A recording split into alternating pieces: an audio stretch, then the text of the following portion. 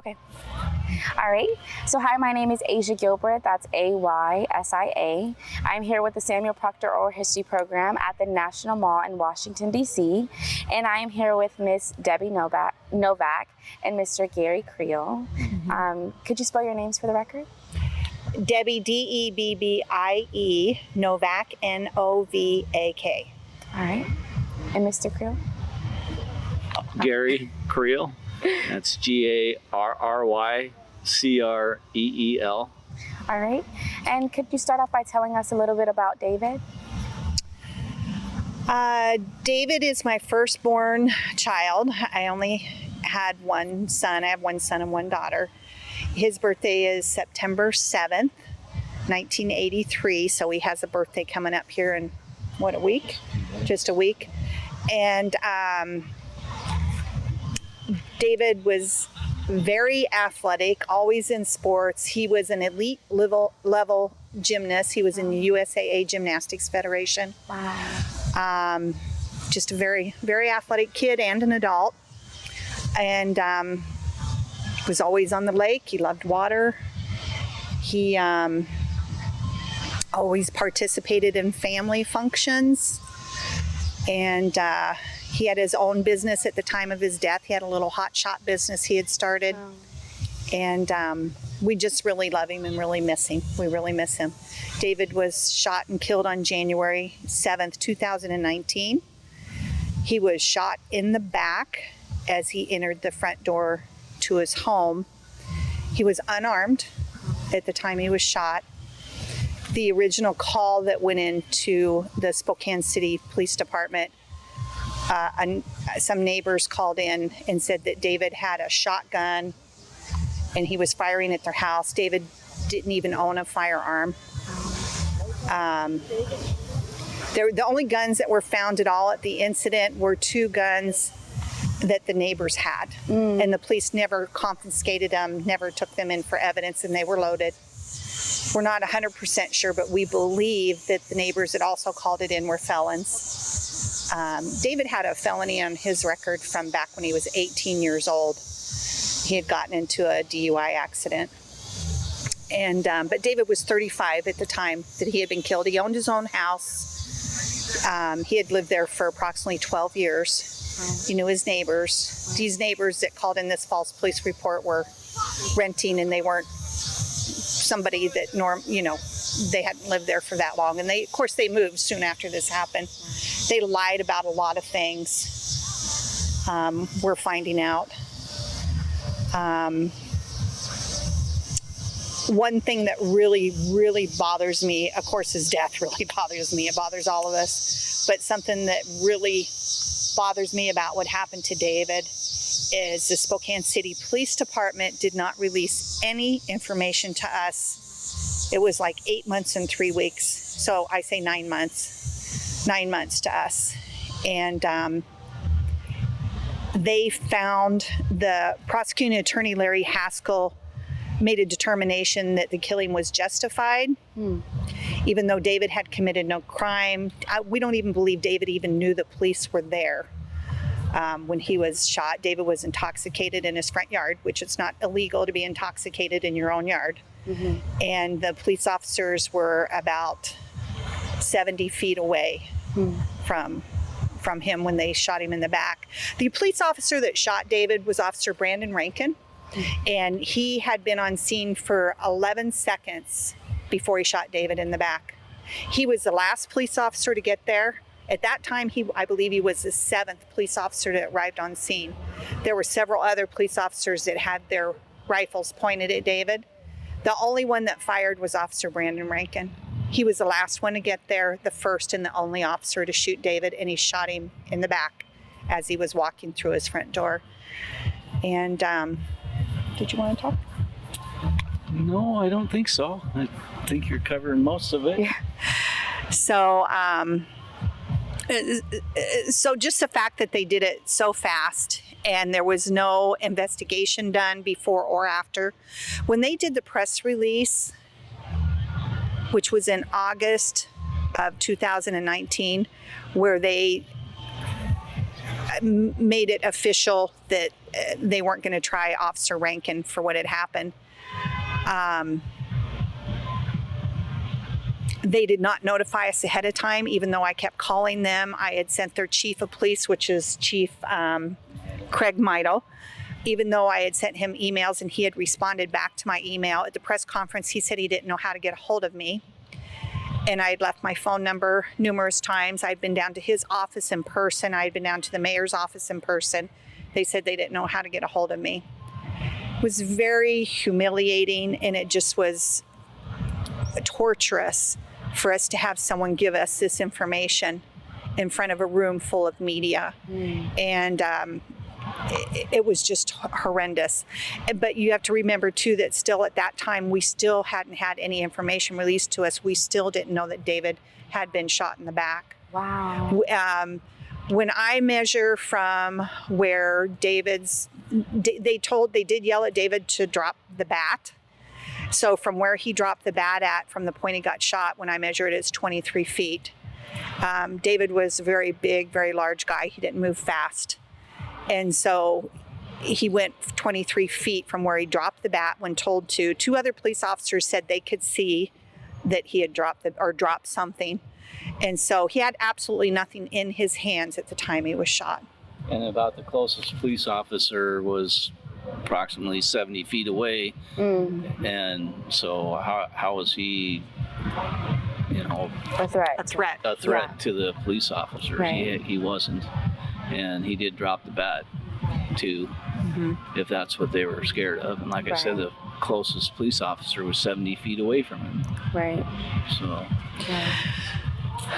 We've had other police officers tell us that they hope that we don't settle and that we go all, and we have not been offered a settlement, that we go all the way to court with this because they want the case history.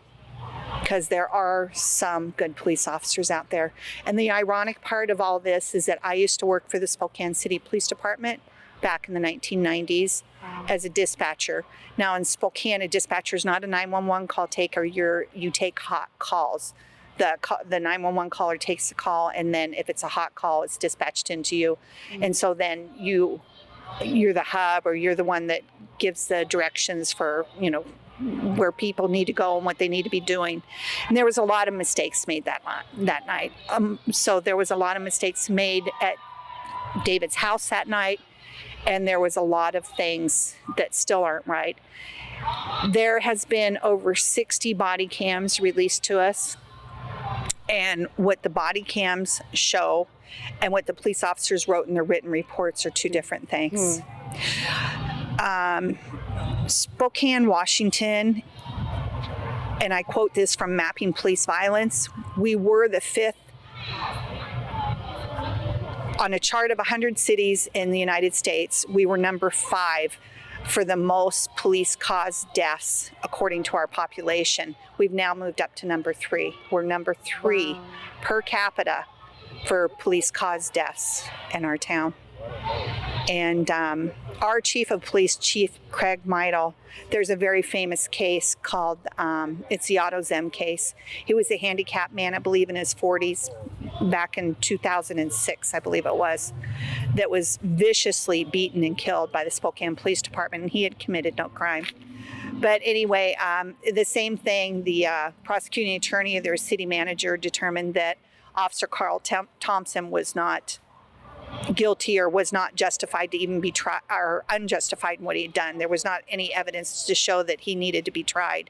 So the family called the Department of Justice, and the FBI got involved, and the FBI said, you will take this case to court. And the reason I bring that up is Chief Meidel back then was not the chief of police. He is a chief of police now.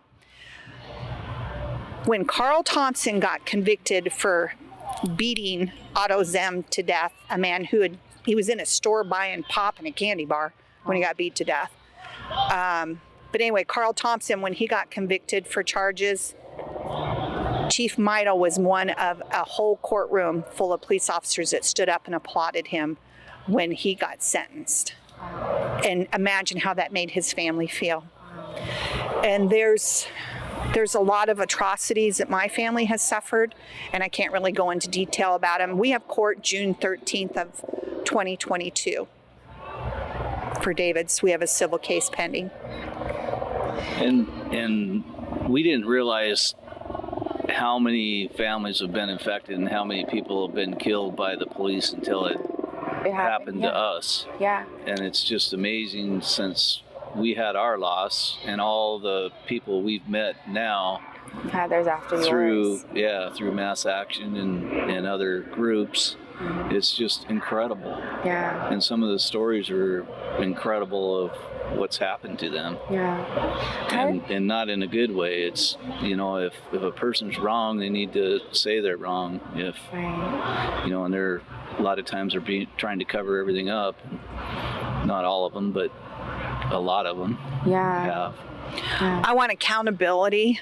I'm glad Yeah. you brought that up, Garry. I want accountability. We want accountability for what happened to David.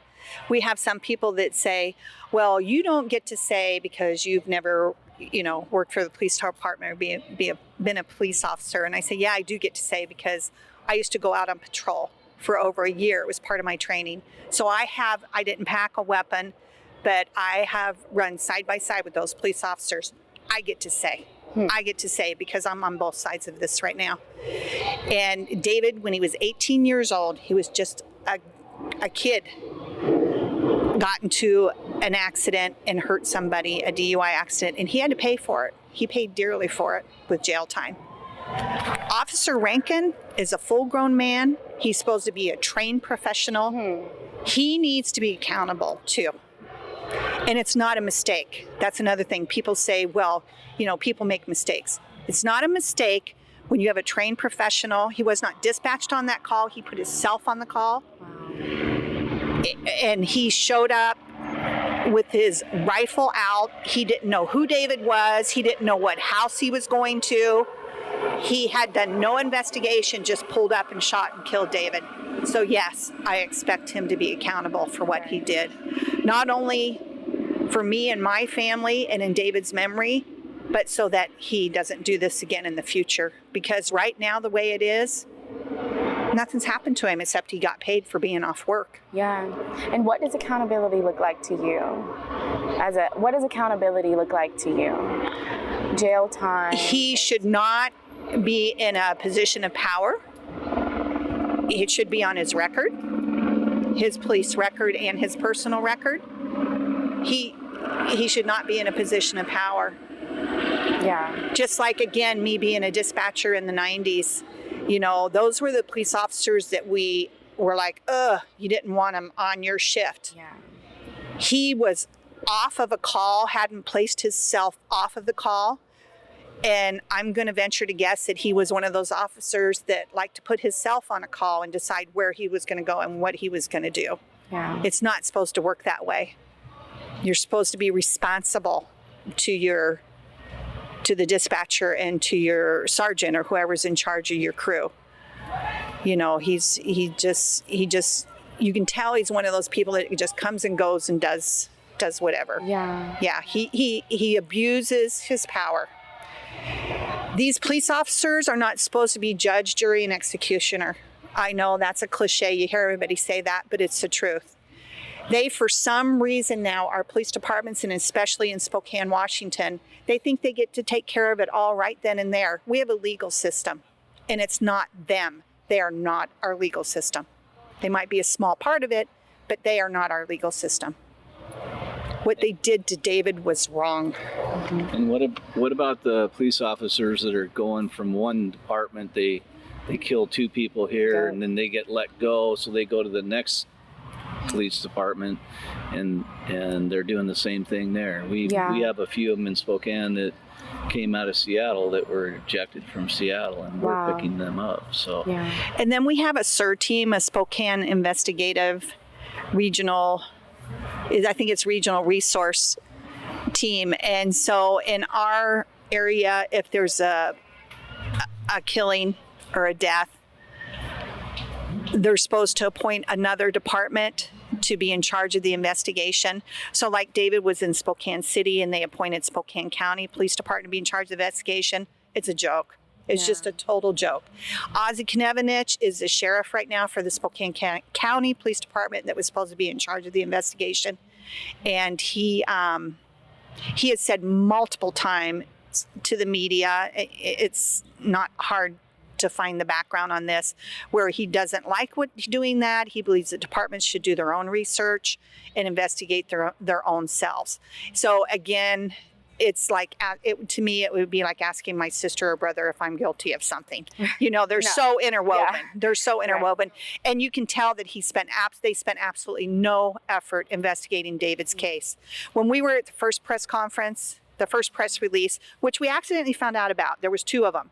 We got completely physically barred from the second one. They wouldn't let us in the building. The first one we got into because they weren't expecting us to be there, but it was just a fluke that we found out about the press releases ahead of time. And so a person in the media asked Larry Haskell, the prosecuting attorney, did you watch Officer Rankin's body cam? And he had a blank look in his face and he goes, well, I think I did. And there was something else that they said too at that press conference that relayed a message to us that they had done knowing. Oh, he also said that David was armed at the time he was shot. And that's not. And see, we couldn't dispute that because we didn't know. And so now we know that David was not armed at the time that he was shot. He did not have anything in his hands. Wow. And he hadn't for 23 feet. Thank God for body cams. They all should have to have them everywhere. Yes. Because without that, you guys wouldn't have known. A good police officer should embrace body cams. Yeah. Should embrace body cams. But I just want to thank you for letting us come and speak. Is our time up? Yeah, yes it is. But okay.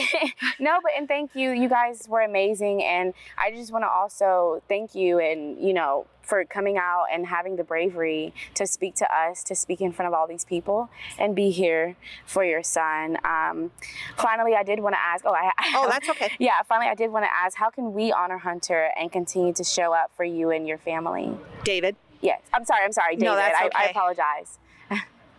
Well, what you're doing is fantastic. One thing that I noticed, did you hear about the police shooting here? 2 days ago. 2 days ago. 3 days ago today. 3 days ago. Mm-hmm. It gives me hope. It gives me so much hope because their media immediately came on and said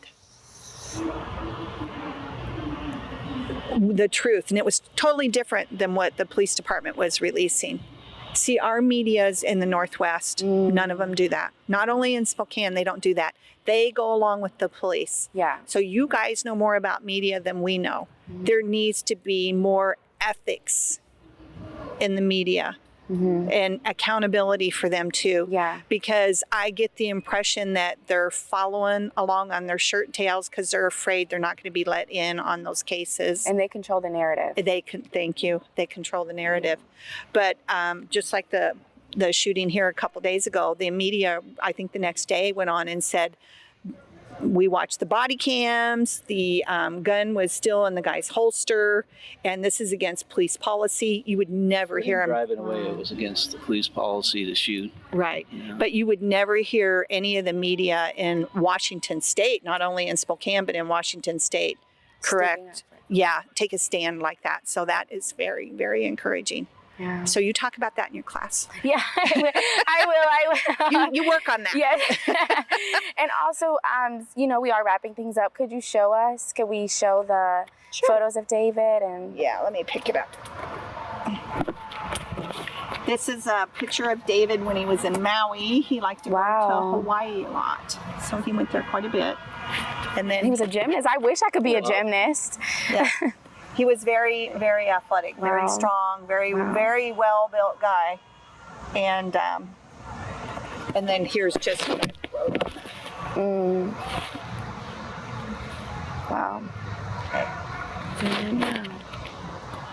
Thank you very much, you guys. Oh, thank you. Justice for David. Justice for David. Thank you.